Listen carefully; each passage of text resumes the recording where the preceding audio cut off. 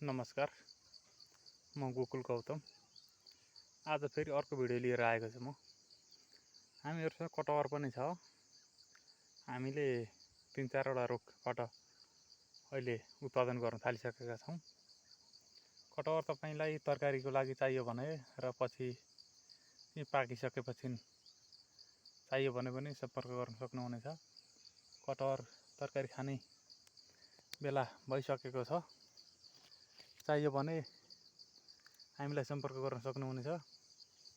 कति चाहियो, धेरै चाहिएमा पनि, थोरै एउटा दुईटा चाहिएमा पनि हामीले उपलब्ध गर्न सक्नेछौँ भनेर हामीले आजसम्म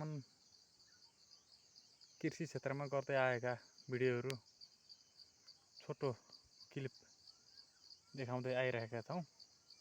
हजुरहरूलाई चाहियो भने सम्पर्क गर्न सक्नुहुनेछ। हस्, धन्यवाद।